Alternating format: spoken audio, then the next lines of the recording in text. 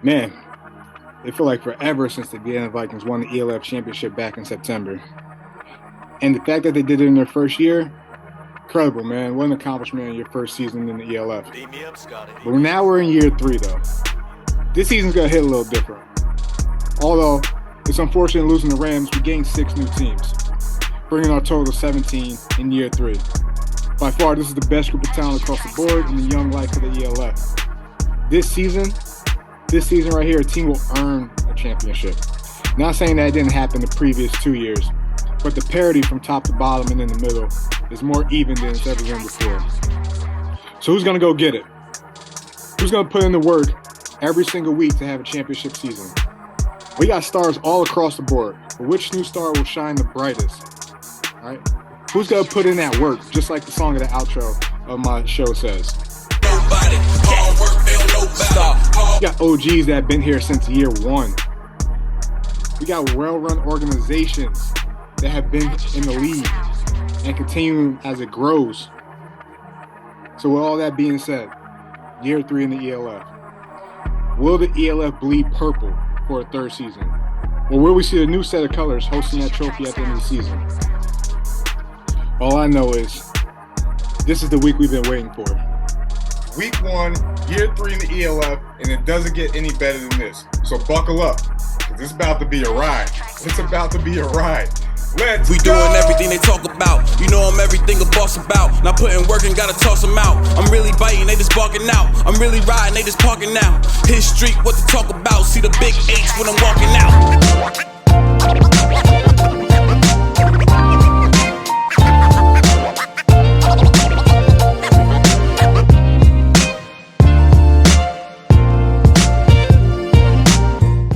What's going on, everyone? Welcome to this episode of Base Coverage presented to you by our partners over at Knoah Teamwear. I'm your host, of course, Jamal Clay, and today we have a collaboration. This is almost turning into an annual thing now. I'm bringing on my guy Joe from That American Football Show. Welcome back to the party, my friend. How you doing? I am doing very well, thank you, Jamal. It's good to see you again. It's been a while. As you said, it was this time last year that we did this as well. Always great to look forward to the ELF. Things always go a little bit quiet during the off season, but when you start to look ahead to what's coming this season, the excitement just comes all the way back, and I'm at that peak now. I'm ready for the season to get underway. Yeah, most definitely, man. And we finally made it here. This is week one as games kick off, tomorrow, and we got a nice clean slate of things we're gonna be watching. I'm excited. I'm excited to see the new teams. I'm excited to see a lot of new players. What are some of the things you're looking forward to to see in week one? Wow. Where can I start? So 6 new teams. I mean, that's just to be general. 6 new teams, the 6 new fan bases within the ELF, and for me, that also sort of interlinks the ticket sales numbers that have been going around for how many people are going to be at these games, especially when you're looking at Hamburg, you're looking at Rhone Fire as well. Those 2 teams have really done amazing, especially for that week one game in Hamburg. It's crazy. I think it's like nearly 30,000 people. I could be wrong. Correct me on that, please, if that is wrong. But loads of fans going. It just seems like the league is really, really picking up momentum. That is, and for me, that's it. I think sports are sports, but when you have the crowds there and the fans, that's what makes it so magic, and that's what the ELF is striving for. And for me, that's it. It's the atmosphere around all the games that is the main thing. But as I say, these new teams, it's exciting. So many more games. It's just bigger and better. Real simple slogan. But yeah, that's how I feel about this season for sure. Yeah, I mean, I think you're right. I think we're roughly hovering around 30,000, for that game, and even for the championship game, they're hovering around 30,000 already, and the season hasn't even kicked off yet. Yeah. I mean, we're sitting here and games start tomorrow. So the league is really separating itself. I mean, obviously, maybe after last year, people would say, all right, this is the league in Europe. But now it's like, there's nothing like this. There's nothing comparing to, people buying seats to fill up soccer stadiums for a football game. There's no league, doing fantasy football or partnering up with, corporations to have live betting. Yeah. The partners that this league is, diving into is out of control. And I'm excited when we get to that first full season, when we hit 24 teams, what it's going to be like, just to see like it all come full circle. And that'll be like the first real inaugural full season, of the ELF, even though we're still about three seasons in. Some of the things I'm looking forward to heading to this game, there's a lot of storylines, and I won't dive too much into it, but just to give you guys, a quick tease a little bit, right? One is Paris, are they the real deal? Are they who people think they are, right? Obviously, you're taking Zach, you're taking Kyle, a couple other big signings. Are they real? Berlin, a trio of receivers that can be dynamic in the league. How are they going to fare in terms of, playing against, other teams, and, who's going to have the breakout season. They're going to be a completely different team from, what they were. And I think, you mentioned it, like the new teams, like the Munich Ravens. Who are they? The Anthroners, who are they? Helvetic Guards, Prague Lions. We're going to get a chance to find out who these teams are week one, and that's definitely an exciting piece of it. For sure, there's just so many different things. Every team has an interesting aspect about them, and you mentioned their storylines. That they're absolutely everywhere all around this league, and yeah, you just got to pick one that you find the most interesting. Like you say, Paris, for me, that's number one. I really can't wait to see what they are. We know what we're getting with Zach and Kyle over there. Will they, new coach, new system, new everything? Are they going to be as successful as they were in Barcelona? Spoiler alert, I think, of course they will. It's Zach Edwards and Kyle Sweet. We've seen it before. So, yeah, that's the exciting thing. And as I mentioned as well, I know this is a real technical point. We're talking about these new teams. Can a new team make the championship game again? Because technically first season, everyone was new. So we had a new team in the championship season. That's a real, it's very specific, but it's true. And then last year we had the Vienna Vikings making the championship game. So could there be another one, make it 3 in a row? Yeah, possibly. I don't see why not at all. Yeah. Well, we'll see what happens. And, as we're talking about Paris, let's just dive right into it, all right?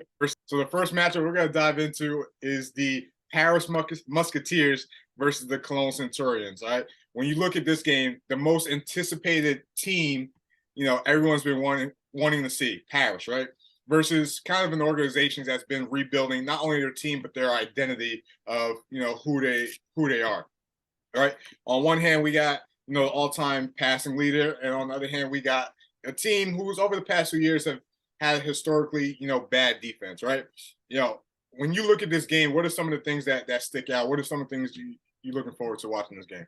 I think for me, it is just we're all excited to see this Paris offense. We've got, you mentioned Zach and Kyle. You got Patella Moreno, who's moved over. You got Ajamon, who's now there as well. And we talk about, if you want an offense to kickstart the season, you're going against Cologne, who you alluded to there. The defense has just been poor in these last 2 seasons. So for me, that is the main point of view. I don't think there's many better opportunities for them to kick the season off and get running. So that's sort of the main thing I'm looking for when it comes to this game. Let me ask you this. Is this a trap game for Paris? As you look, it's hard to say week one being a trap game, but as you look week 2, home opener versus the Stuttgart Surge, who everyone loves this year. Yeah. This game could easily be looked over. Do you think this would be a trap game for Paris? It's possible. You look at last year, the Centurions beat the Raiders in week 2. Yeah. And, the Raiders ended up going to the playoffs, and we were all high on them. And that became a trap game for a new franchise in the ELF. So for sure, you say, week 1, can it be classed as it? Yeah, definitely. If the Cologne Centurions come up flying like they did last year, and they were real. I remember after about 3 games, we were thinking, hello, is this team, are they really something? They've got it in them, but yeah, who knows? It's so tough to tell. I think from what we've learned the last 2 seasons is don't take everything away from week 1. Just do not overreact. Week 1's so unpredictable. Yeah, exactly that. So you're right. They're definitely, it could be a trap game, but if it is to be, I wouldn't take loads from it. Gotcha. Who you picking in week 1 versus Paris Cologne? I'm taking Paris still, even after saying that. Yeah, I just think this team, if they get going and get moving, they could be a real force. And I just think they've got fair few, their big players have been here, been in the league, done it. So yeah, that's why I'm picking Paris. Paris, there we go. So my thoughts on this game. I think this game has potential to be a lot of back and forth as the teams are figuring each other out. I think Cologne, the thing that hurt Cologne was that they lost a lot of depth this all season. I don't think that's going to hurt them week 1. I think that's something that'll affect them later on in the season as the season goes on. But you got a team that's hungry, right? You got a team that has, Zach Blair on the defensive side who could be an X factor, someone who's not only contributes on defense and makes plays and make an impact, but he does it again on special teams as well. Then, you got someone like, Terrion Robinson who, played for the Rams, obviously with Zach, halfway through the season, almost had 1,000 yards receiving. So who's going to cover him? The biggest question for Paris before some late signings was, how's their secondary? So we're going to get an idea to see, who, the Paris Musketeers are. I think, for fantasy purposes, one guy to keep an eye out for is Zero Merrill, running back. Not necessarily because he won't get the amount of volume, but his impact when he touches the ball could be dynamic. So if you're looking for a sleeper fantasy player, there's one there. I think first half is going to be high scoring. Ultimately, I think Paris outscores Cologne. So I'm going to rock with the Paris Musketeers for week 1 as well. Next game we got, I like to call this game the black and blue game, not necessarily for the colors, but more so the physicality of it. So the Hamburger Sea Devils play the Russell Panthers. All right. Talk to me about your thoughts on this game. Okay, so I'm going to start with the Panthers. They're a bit messy coming into this season. They were the team last year that me and you, I think we always had hope for them, always until the end. But then they just always seem to shoot themselves in the foot quite a lot. I think we had them as championship contenders last year. Yeah, we did. And and I remember every week just backing them saying, yeah, I think this week they'll start going, they'll start winning. But they never did for us. This one's an interesting one. You've got the Sea Devils who they go in again. It's just one of those things where 2 championship losses in a row. It's hard. It's tough to pick things up and keep going again, but they have to do it. They've moved away from their German quarterback. They've gone to Preston Hare this year.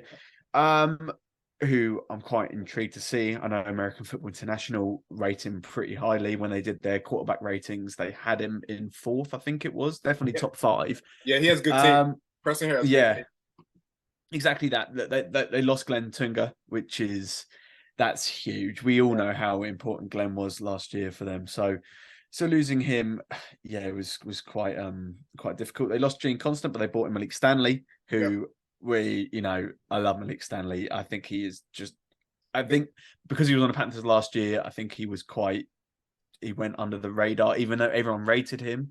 I feel like in a better situation, he could have done even more. So he'll have 1,000 yards receiving too. Yeah, exactly that. So imagine what he can do this year, and especially in what better game, where better to start against your old team. So it'll be, he'll have a lot of motivation going forward. Their defense, look, we love the Hamburg Sea Devils defense. So, and I assume they're just going to keep going and keep moving. Not too many changes for them on that front, which is really good. When it comes to this one, it's a tough one. I think there's a lot, as I mentioned, there's a lot of changes in Wroclaw. I see this as another rebuilding year for them. I don't have too much hope, and of course, getting rid of their 2 American imports, sort of 2 weeks ago, was it a week ago? It's quite close to the start of the season, bringing in their new QB. I know you haven't asked me who I think is going to win, but I think it's quite obvious in how I'm talking. I think Hamburg are going to still be a good team, a solid team, and keep going. And so I have the Hamburg Sea Devils in this one. It's not a particular area where I think they're going to win. I just think they're just an overall better team, better coach. But the Panthers could surprise us. But I just think this is more of a building year for them. What type of impact you think Malik Stanley could have in this game? And let me preface this by saying this, because this Hamburg team is not like last year's Hamburg team, where you have a Gene Constant, a Lamar Jordan, and a Glenn Tunga, right? Yeah. So this Hamburg team is a young Hamburg team, and we're going to learn about some names.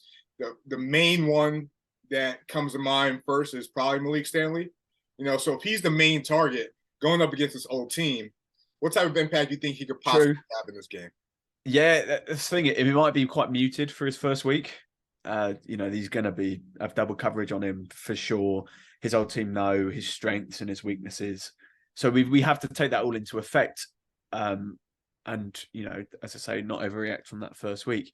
But then on the other hand of things, he's going to, as I mentioned, he's going to be motivated like anything to really, really put on a good performance.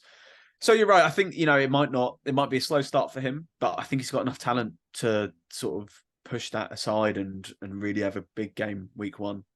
Yeah, I think looking at this matchup, as I mentioned, they lost a lot of pieces, Hamburg, right? So we're going to learn about a lot of guys, and it's a young Hamburg team, and they're bringing in a solid quarterback, and Preston Hare, pairing him up with a Malik Stanley. My question heading to this game is, did they do enough on the offensive line to combat probably one of the most decorated teams and decorated defenses in the ELF thus far? Since year one, the Hamburg defense, led by Coach Kintra Ellison, has been historic, has been dynamic, and has put up some crazy numbers. And again, yes, they lost a lot of guys, but from what I'm hearing, all they did was just rebuild on that offensive line. They got some dudes. So did Rusloff do enough where they're going to be able to handle the Hamburg defense? As we mentioned, last year we had high hopes for Rusloff, championship aspirations, but they just, not only did injuries kill them, multiple different types of quarterbacks couldn't get on the same page. This year, they brought in Coach Christian, the new head coach, to rebuild this thing. So we'll see what we got. But for me personally, as a defensive guy, defense wins championships. I think Hamburg's the better team. I'm rocking with the Sea Devils as well, my friend. Next game we got. This is going to be a fun one, all right? The Berlin Thunder versus the Anthroners, right? So on multiple different levels. Who are the Anthroners, right? We don't know much. We don't know much about them. We don't know much about their domestic talent. And then Berlin, on the other hand, has a whole new identity on offense with their powerful trio of receivers, big quarterback down in the ISOM. And Thrones actually brought in Jared Evans, someone who has NFL experience and played at Virginia Tech. Some may think this may be the top quarterback matchup of the week. For me personally, I'm expecting a high scoring affair. I'm expecting, 50, 55 plus points scored. I think, again, the Bruins head into a situation where they may not know a lot about the Anthroners, but the Anthroners are a team that's been flying on their radar, not just in the ELF, but in their league as well. I think looking at this matchup, one of the key matchups I'm looking at is receiver for the Thunder, Aaron Jackson versus DP Elijah Moody for the Throners. That's going to be a good one to keep an eye on. But then again, you still got to worry about, Wilczek and Zimmerman, if you're the Throners defense. One guy I want to point out that, yes, I'm going to say this. One guy that's going to have or can have a Kyle Kidges impact, not just in this game, but on the league, is Jabbar Regan. Someone who's, quick off the ball, uses his hands, high motor. I think a lot of ELF media, ELF fans are going to learn a lot about Jabbar Regan this year alone. And they've also brought in Anthony Rodriguez, who played for Barcelona. So I think the Thrones have a stout defense, again, on paper. And I think this is going to be a high-scoring game. But it's going to be interesting to see. And this game could be potentially fireworks. What do you think of this matchup? Yeah, I'm intrigued to this one. Berlin, I like the Thunder just as an organization themselves. They're slowly building. They're finding players. They're keeping the guys that they want, and I think that's really important because we've seen a lot of the best players from other teams sort of go around the league. But the Thunder, the main thing they did was get their guys that have done well for them, done brilliant. I can't wait to see Wilczek's season this year. He was someone that really blew up last season, and going in as sort of one of the top rated wide receivers is really exciting to see. The Enthroners, they're just, and I'm really, really intrigued about them. I think actually out of all 17 teams, these are the ones I'm most sort of excited to see. Yeah. You mentioned Evans, that you mentioned about the experience he has. Yeah, it's exciting. Apparently, people were saying he was close to getting Heisman Trophy votes when he was playing in college. Yeah, he was a dude. I remember watching him here in the States. He was a guy played at Virginia Tech. Big body, like Donovan Isom is probably the biggest quarterback in Europe football history. Think Cam Newton. If Cam Newton and Big Ben had a baby, that's Donovan Ice in terms of his size. Jared Evans is a big body too. Maybe not as big as Donovan, but both are similar. Where they got strong, very very strong arms. And I know Jared is ready to prove, one, the signing, obviously, because they started with Gabriel Cunningham, who played for Leipzig, but also prove that, he could be one of the top quarterbacks in Europe. So this one's an intriguing one. Yeah. But who is?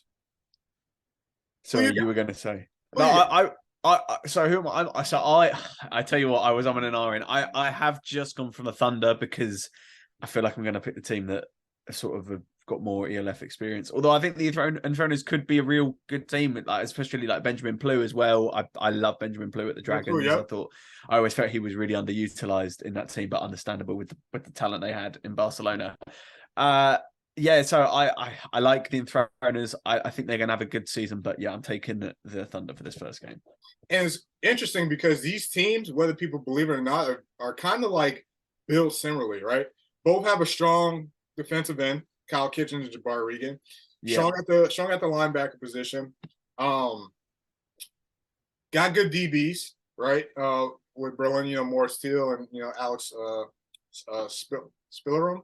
I believe is their American import that they signed. And then Elijah Moody on the other side.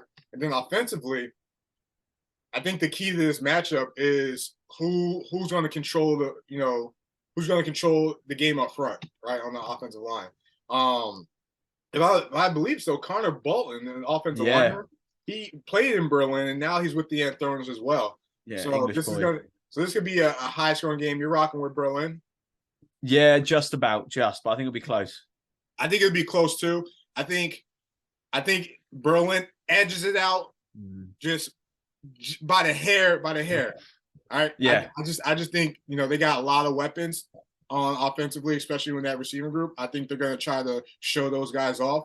And outside of, Aaron Jackson. So if you neutralize him with Elijah Moody, let's just say, do the Enthroners have the domestic talent to keep up with, a Robin Vilcek or Max Zimmerman? So we'll see. I'm going to rock with Berlin. I'm going to say a close one. I'm going to say the point total goes over 55 points for anybody who's setting bets out there and they want to take my uneducated advice. I'm going to say the score goes over 55 points for this game. I wouldn't say uneducated, by the way. I'd say educated, but yeah. All right. Next game we got. Here we go. Prime time in Barcelona, right? The Helvetic Guards play the Barcelona Dragons. Before we dive into this, because I'm just going to say this from the jump, my thoughts on this game are very biased. I made people well aware of that. So talk to me about the Barcelona Dragons. Listen, it's the start of the Connor Miller era, right? As they begin life without Zach, life without Coach Andrew. Everyone's doubting them, right? Some put them, bottom tier preseason rankings. So who are the Barcelona Dragons and what can we expect from them heading into this game? It's a very so the Dragons.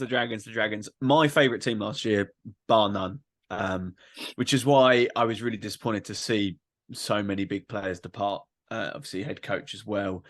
So I think we're going to see a rather sort of quieted down version of the Dragons. I don't think they're going to be obviously as electric. Look, Connor Miller, I quite enjoyed him at Leipzig last year. I think he's a good, solid QB. I wouldn't say that he's not. I wouldn't say he's a showstopper, but I think he gives you pretty consistent play, which will be, it's important for the Dragons. That's something that they would quite enjoy to have. Look, I think their defense, they lost people, but I think their defense is still extremely solid. You still got Bragani there. You still got both the brothers. Yeah, you got both the Bragani brothers. You've also got I always get mixed up between Fernandez and so you got Manuel Fernandez that's still there, which is important. So you've got staples of this team. You've got Luca Mazzero that is there as well. So we lost the other Fernandez, but I still feel that this defense is going to be solid. So They took away, I think, a lot of that explosiveness on the offensive side of things, and they're going to be a bit more of a conservative team. In my opinion, I think that's what we're going to see. Whether that makes them entirely worse, I think people are overstating the drop-off that they're going to have. I don't think they're going to be as bad as people think they're going to. No. Yeah. Some people have them sort of 2-3 wins. I don't think they're that bad. Yeah. I think they're probably more around that sort of 500 mark. Yeah. Personally, because you lose a lot with Zach. You do. Let's be totally honest. Our production, definitely.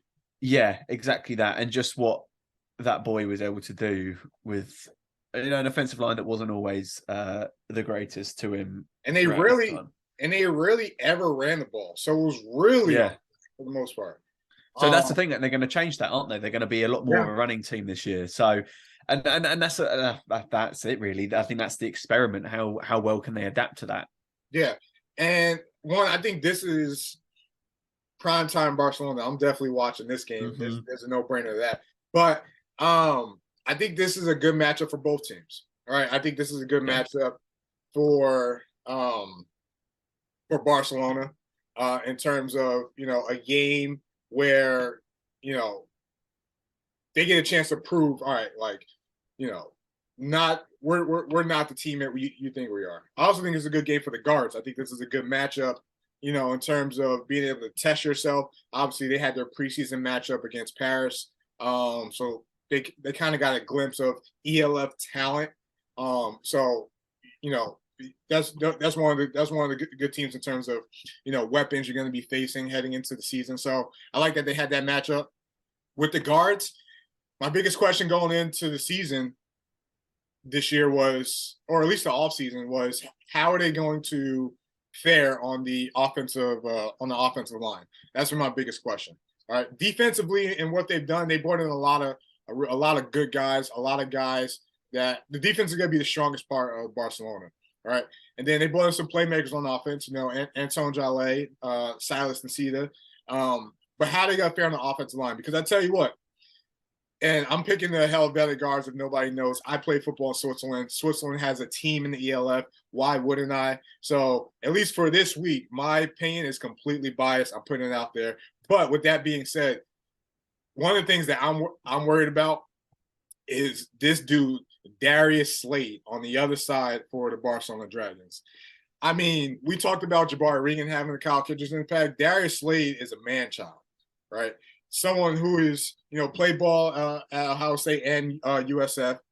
Big dude, quick off the ball. So we'll see what they're going to do in terms of, neutralizing him, whether it's, a couple screenplays or, maybe, they double team him, or maybe, they'll bring in like a receiver or a fullback to help chip with the tackle. We'll see what happens, but there's going to be a good matchup. It doesn't get any better than prime time in Barcelona to kick off and complete, tomorrow night's week 1 games before we head into Sunday. So for me, I'm rocking with the Helvetic Guards. All right. Who you got in this game?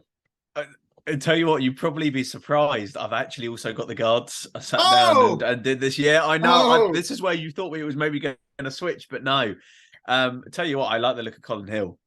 And that's another big thing for me. You mentioned about the offensive line, of course, and he's obviously had his injury issues in the past, but I'm reading all the reports about him. They just say, look, he stays fit. He's a hell of a talent. And I think that for me, and also the first game, you're right, primetime Barcelona, that what the crowd is like there. It's a hard one to go against the Dragons, but yeah, I just got a feeling that the Guards are going to go and surprise everyone. Yeah, well, we shall see what happens, but hey, let's go. Yeah. All right, so we'll see how the Guards fare out. But again, Barcelona, this has nothing to do with you. Once the Guards were announced that they were going to play in the ELF, I was picking them week 1 regardless of who they're playing. I got to give them at least one biased game. Every game going forward, I'll be a little bit more educated when it comes to that. All right. So the next game we got.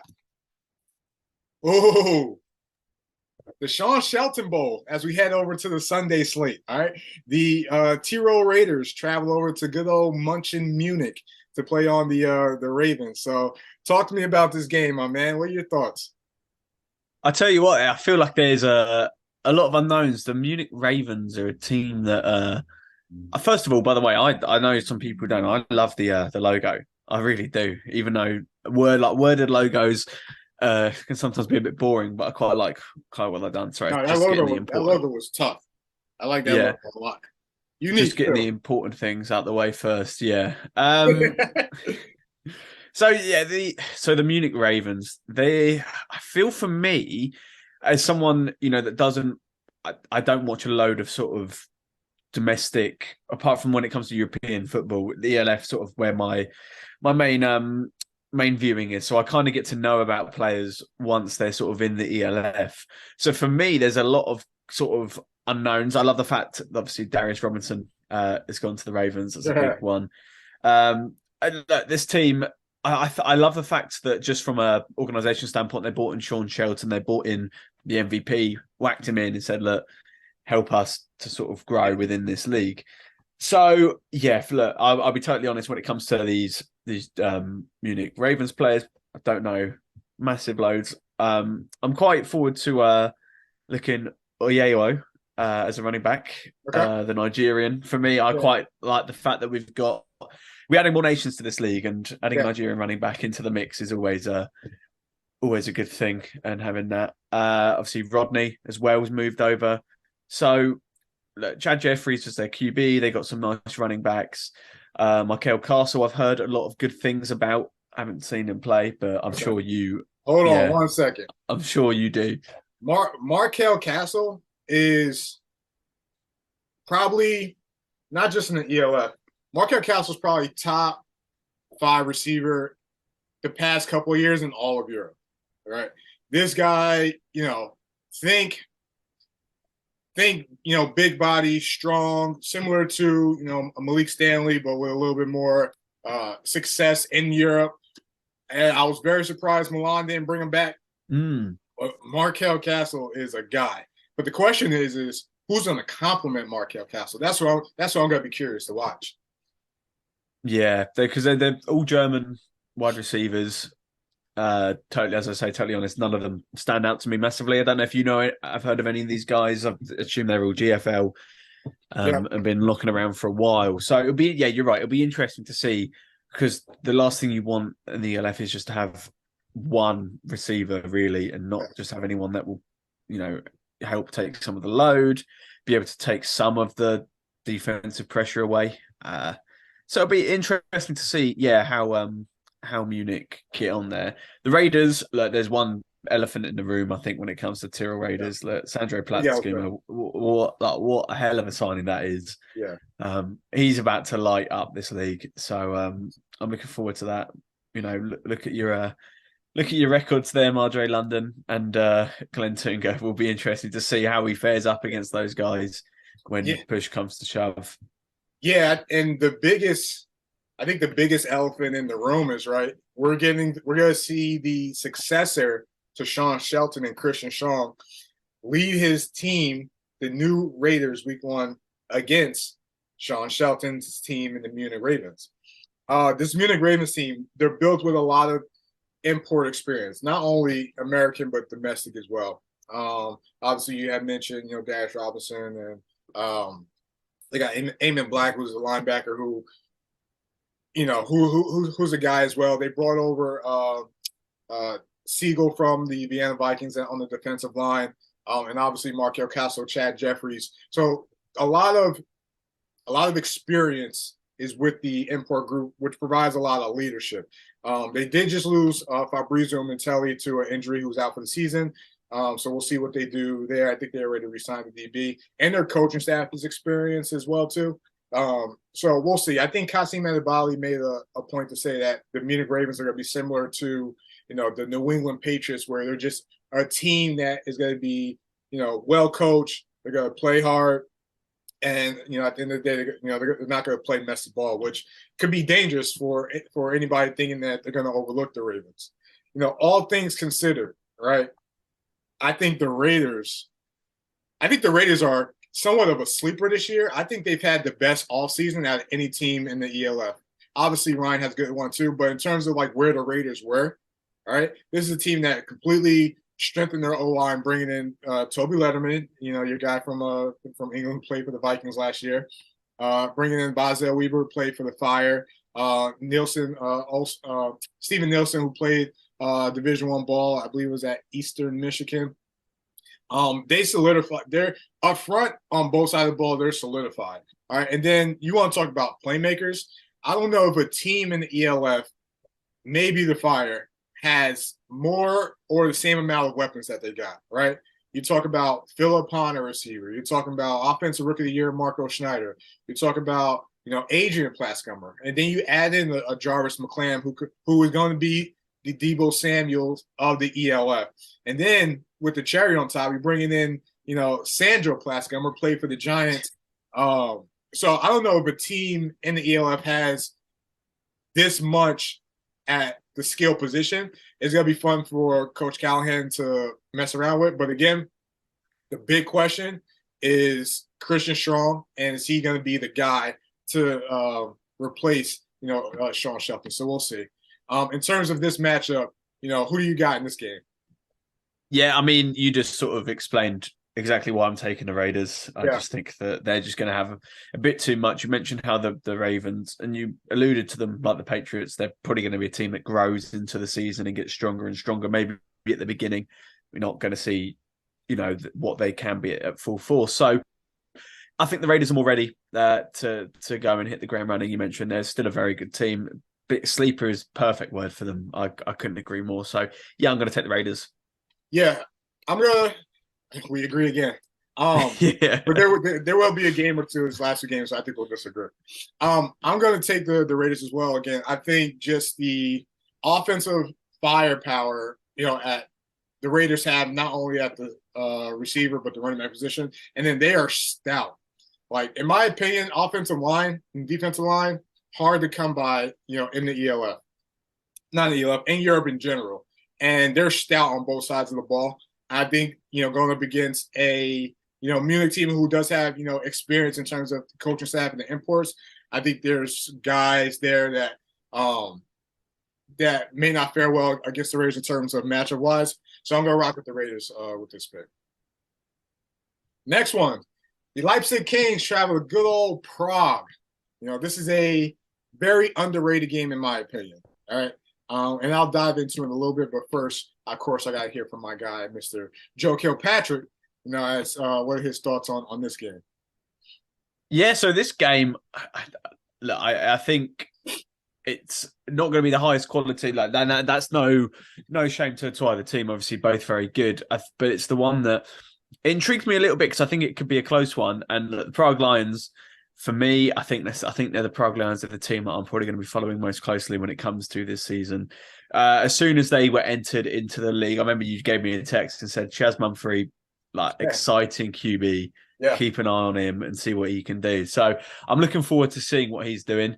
There's also a couple English boys as well. We got Eden Palmer, who is their tight end.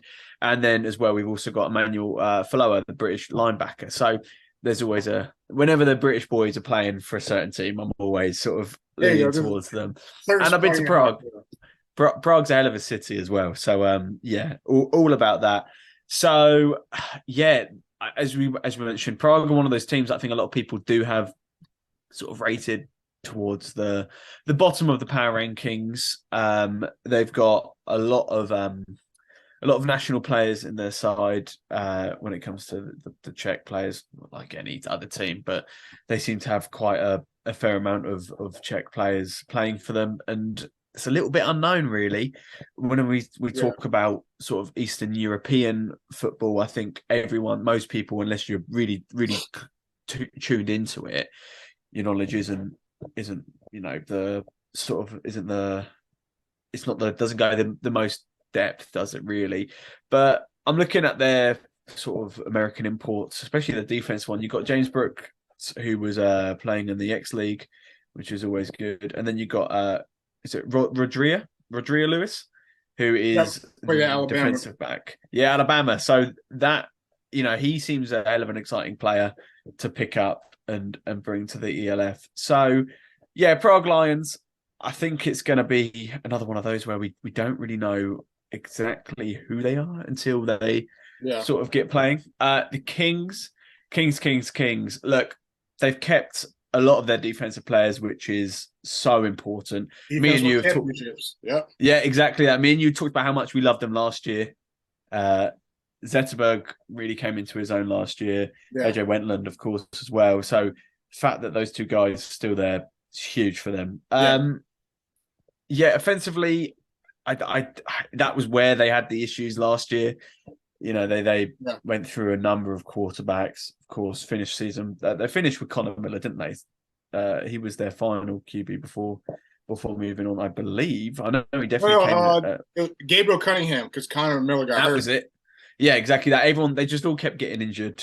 So, because did they start with Barlow? Barlow was the first, wasn't he? And then he got injured. Barlow, and Jordan was playing through so much pain. I remember that. I can't remember if it was collarbone or shoulder or something like that had gone. So they weren't the luckiest of teams last year, the Leipzig Kings. But that defense is still crazy explosive. Yeah, and that defense. Listen, if anyone was more on record rooting for a team last year, it was definitely me. I kept believing, no, they're going to turn it around. They're going to turn it around. If the offense just gets it right, they're going to turn it around. And the defense, the defense was strong enough even back then to, obviously a JP Brown backup, a Mike Tavares, obviously AJ Wentland, William James, Zettenberg, Lance Liotta. Like they had the guys, but they just kept getting put in real bad predicaments, real bad situations. I mean, that Hamburg game was a cluster. I mean, what did they lose? It was like 14-13 or something like that. I don't know. Yeah. The thing that killed them last year were the turnovers and the offensive line. But, with this being said, I think Prog's going to look to show off, what the Czech talent has, which is still a question mark. We don't really know. Just like the Anthroners, we don't really know in terms of the actual talent. What I do know is that, Prog and the Anthroners played in the CEFL championship last year, and Anthroners got the win. So I've been watching a couple, that tape a little bit to kind of get a feel of who these guys are. Biggest matchup in this game to watch. Shazon Mumphrey versus AJ Wentland. All right, that's gonna be the matchup to watch. It's gonna be a cat and mouse game between both of them. I think in terms of making adjustments, because AJ just walks off the bus and probably already has 5 tackles before even stepping foot on the field. This guy literally runs sideline to sideline. He's the captain of the defense. When I think about Prog and how they're gonna defend the Leipzig Kings, obviously Leipzig's going more to a run-heavy offensive mentality, bringing in 2 running backs. Obviously, I think it's Shane. I forgot who the running back's name was for the Kings. But he did play for the Steelers or try out for the Steelers. Keontae Allen at quarterback. I can see a little zone read action there. Can Prog stop the run? Because that's what they're going to want to do, right? And if Prog can stop the run, who's going to step up at receiver for the Leipzig? Because they don't have a dude. Until somebody shows me who that guy is, they don't have a guy. But with that being said, the Kings defense is just so strong. How much have the Leipzig improved on offense? So we'll see. But before I make a pick, who do you got in this game? So I'm going. I think I'm still rolling on from last season. I'm taking the Kings in this one. Kings, yeah. Defense. I'm still going to root for that defense. As I say, I'm taking an interest in the Lions, but I really want to see who they are before I really sort of be able to say whether I think they'll win or not. So I'm going to take the Kings on this one. And with the Kings, obviously, their defense is going to be stout. But what I think Prog could do in terms of winning this game is get the ball into a lot of their playmakers' hands on the outside. Because you got Lance Liotta, you got Al Zuckerberg in the middle, or Zettenberg there in the middle. And then AJ is obviously sitting at the mic.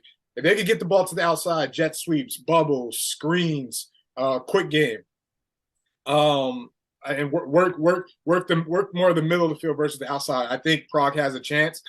So I'm gonna roll with the Prog Lions in this game. Oh, there we go. Prog Lions over the Leipzig Kings. All right. Lastly, this game, listen. it doesn't get much better than Frankfurt Galaxy versus the Rhine Fire. All right. No. This is the pretty girl at the dance, if I had to give an analogy.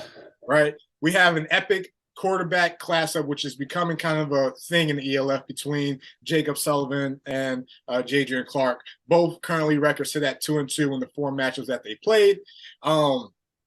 If there's any team that's had, a great offseason in terms of providing depth, man, it's the Rhine Fire. They are loaded in terms of guys that, may not start, but could start for other teams, just generally speaking. So for this one, I think, can Frankfurt do enough offensively to match, what could potentially be a high-scoring offense with the Rhine Fire? Obviously, bringing in Andrew Weidinger, who's, head coach of Barcelona, but more so controlling or coaching that offense now. We've seen what he did with Zach last year. Can he do the same for Jadrian? This is going to be a great matchup. What are your thoughts? Yeah, I can't wait. Look, the Rhine Fire are the team. I've said, I'm looking forward to this team, but it's nearing on a super team. I think they're that good. You just look. I mean, look, defensively, yes, but offensively, it is just it's crazy. Jadrian came in. People questioned Jadrian when he came back into the league. Yeah, and I've always liked Jadrian. I think he's a good QB. And you just look, so you got look at the wide receiver room. You got you got Mahungu, you've got Kofi, you've got Robitaille, and that's just like those three could all be wide receiver ones around the ELF. And for me, that is just, and then run by Weidinger. And we saw what you mentioned last year with what he did with Zach, and what you had Carl Sweet, Mara Flores, Benjamin Plu. He used all of those options, and he's gonna be able to do that at the Rhine Fire. And their O-line, they're known for being strong on the O-line, and they not only did they bring back their O-line from last year, but they've also stole a guy from Frankfurt and Christensen. I think he played center to strengthen that O-line. So the Rhine Fire are just out here, obviously making big signings, but guys that fit in terms of what Coach Tom Sula wants to do. Who do you have in this game? I've got the Rhine Fire in this game. I just feel home team. We talked about those signings, the feeling that they're going to have, the backing. I just feel that team is just going in such a insane direction. Yeah, I just think they're going to hit the ground running, and I'm probably going to regret these words. I don't think it's going to be close. Personally, I really think the Fire could run away with it. I'm talking really 10, 14 points. Yeah. I'm going with the Frankfurt Galaxy. I think we have a return of the Guardian of the Galaxy defense, right? I think Josh Posnowski's coming back. Welcome back, Sebastian Gauthier, who was injured all last year. They signed Jamalcolm Liggins, cornerback from the Raiders. They signed Tony Anderson, defensive back from the Raiders. They're bringing in Bardell Robbins, DB, who played in Nevada. I think if any team has the guys to match up with the Rhine Fire, it's the Frankfurt Galaxy. I think they have the guys to stop the run. I think they have the guys to defend the pass. Now, the question is going to be, can they do enough offensively where they're not relying on Reese Horn and Jacob Sullivan to carry them, right? Show me a little bit of Nico Straumann. Show me a little bit of Nico Lester, who played for Barcelona, is now going to be offensive weapon for the Galaxy. I think this game is going to be a great game. I think if any team can match up with the Rhine Fire, it's going to be the Frankfurt Galaxy. And Frankfurt's always played big in big games. We think championship game versus the Sea Devils, or they were the underdog. We think last year the only team to beat the Vienna Vikings, right? Going into their opener last year. I think it's when they play Rhine Fire. It was Fire. Yeah, and how close that game was. I think if any team can match up with the Rhine Fire, it's the Frankfurt Galaxy. I think they have the guys to do it. This is gonna be a close one. All right. This is going to be a close one. Maybe like a 24-21 type of game or 21-17. We shall see. But I'm going to rock with the Frankfurt Galaxy to win this game. Cool. Yeah, at least we went different on the last two, which is good. Which is good. Not by force either. I really believe, we really believe those picks. So for sure. Hey, well, week 1 kicks off tomorrow. This is what we've been waiting for. All right. These are the games, the time of the year we've been waiting to see. I hope everyone has signed up and got their pass. ELF has done a lot in terms of streaming, so hopefully there's no glitches tomorrow. But I'm excited. Before we end this thing out, Joe, one game. If you could watch one game, Saturday or Sunday, which one is it? Okay. Oh God, why this is sprung on me. If I can pick one game, I am going to pick. Give me the. I can't not go Galaxy Fire. I just can't not. I just think, you mentioned it's a rivalry. It's a big old stadium, big crowd, and I'm just excited to see that Fire team. So it's got to be them. What about you? Hey, listen. If there's one game I had to watch, I would have loved to have been different. But it's Galaxy Fire. Outside of obviously prime time in Barcelona, where my guards playing the Dragons, but it's got to be Galaxy Fire. That's gonna be a nice end cap to week 1 in terms of games kick off. But hey, man, I appreciate you coming on. Before we knock this thing out, where can everyone follow That American Football Show? Yeah, of course. Hit us up. Twitter, Instagram is at TAFS_UK. Facebook is That American Football Show, and YouTube. Look, we're going to be putting out ELF content. We've been quiet for a little bit, so we're going to be getting out ELF content throughout the season. Just type in That American Football Show, and you'll be able to see us, watch our stuff from last year if you really want as well. You're always free to. So take a look there, and definitely subscribe to their channel as well. Hey, the guys are back. All right, the guys from That American Football Show are back. Appreciate you coming on, my friend, and we'll chop it up again. But hey, week 1 in the ELF. Let's go. Hard work, they don't know about it. Hard work, they don't know about it. Hard work, they don't know about it. Animal.